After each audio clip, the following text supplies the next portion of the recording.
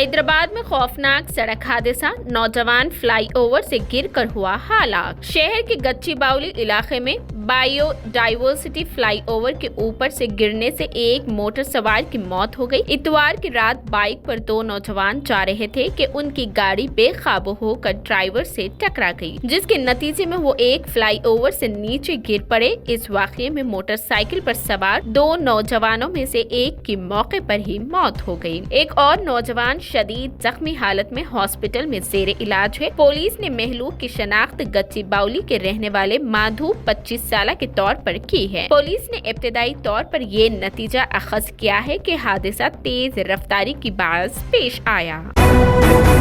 منی پور پولیس کو خواتین کا ویڈیو ریکارڈ کرنے والا فون ملا۔ منی پور میں 4 مئی کو بغیر کپڑوں کی خواتین کے سرے عام پریڈ کرائے جانے کے واقعے کے حوالے سے پولیس کی کارروائی جاری ہے۔ پولیس اس معاملے میں اب تک 6 ملزمان کو گرفتار کر چکی ہے۔ کارروائی کے دوران ایک ملزم سے موبائل فون برآمد ہوا ہے، جس کے بارے میں پولیس کا خیال ہے کہ اس فون کو واقعے کی ویڈیو بنانے کے لیے استعمال کیا گیا ہے۔ موبائل فون پولیس کی تفتیش میں بہت اہم کڑی ثابت ہو سکتا ہے۔ منی پور پولیس نے 23 جولائی کی رات کو ٹویٹ کیا کہ 5 گرفتار ملزمان کو 11 دن کے لیے پولیس حراست میں بھیج دیا گیا ہے۔ پولیس کا کہنا ہے کہ دیگر ملزمان کی تلاش میں چھاپے مارے جا رہے ہیں۔ میڈیا رپورٹس کے مطابق ایک انگریزی روزنامے کے حوالے سے کہا گیا ہے کہ ایک پولیس آفیسر نے نام ظاہر نہ کرنے کی شرط پر بتایا کہ ایک فون قبضے میں لے لیا گیا ہے اور اسے سائبر سیل کو بھیج دیا گیا ہے۔ ہمیں پورا یقین ہے کہ یہ وہی فون ہے جس سے ویڈیو ریکارڈ کی گئی تھی۔ پولیس کی جانب سے گرفتار 6 ملزمان سے تفتیش کی جا رہی ہے تاکہ واقعے میں ملوث دیگر افراد کی شناخت کی جا سکے۔ 4 مئی کو کانگ پوکپی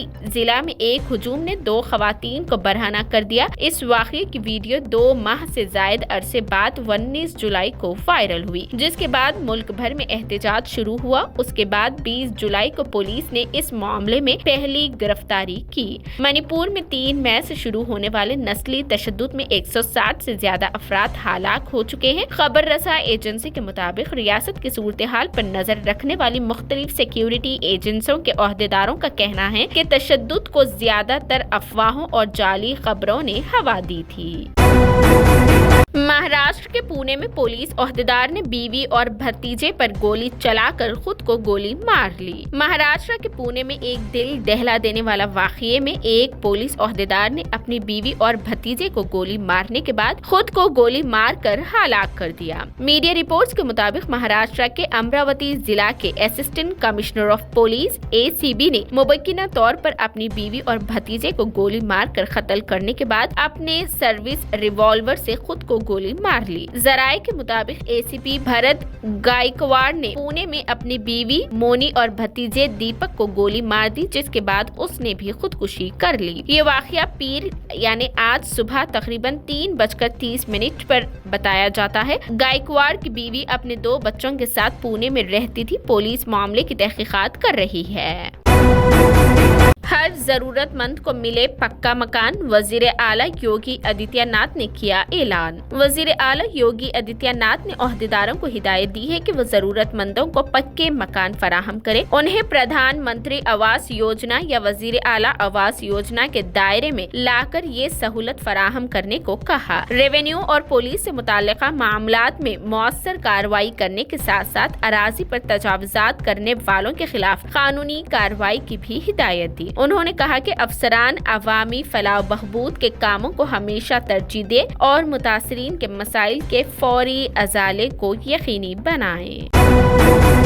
دہرادون کے بیشتر علاقوں میں زبردست بارش کے امکانات، قومی شاہراہ سمیت 275 سڑکیں ہوئی بند۔ پیر سے اگلے 4 دنوں تک ریاست اتراکھنڈ میں موسلا دھار بارش کا امکان ہے۔ محکمہ موسمیات نے 27 جولائی تک بارش کا یلو الرٹ جاری کر دیا ہے۔ موسمیاتی مرکز کے ڈائریکٹر بکرم سنگھ نے کہا کہ ریاست کے تمام اضلاع کے بیشتر علاقوں میں موسلا دھار بارش کے امکانات ہیں۔ کچھ علاقوں میں لینڈ سلائیڈنگ، ہائی ویز اور لنک سڑکیں बंद कर सकती है। इसके साथ ही पिछले 24 घंटों में अल्मोड़ा में ज्यादा से ज्यादा 24 मिलीमीटर बारिश हुई है, जो कि मामूल से 137% ज्यादा है। इसके अलावा 3 कौमी शाहराहों समेत 275 सड़कें बंद है, जिससे लोगों को आमदरफ्त में मुश्किलात का सामना है। कई मुकामात पर मुसाफिरों के फंसे होने की भी खबरें आ रही है।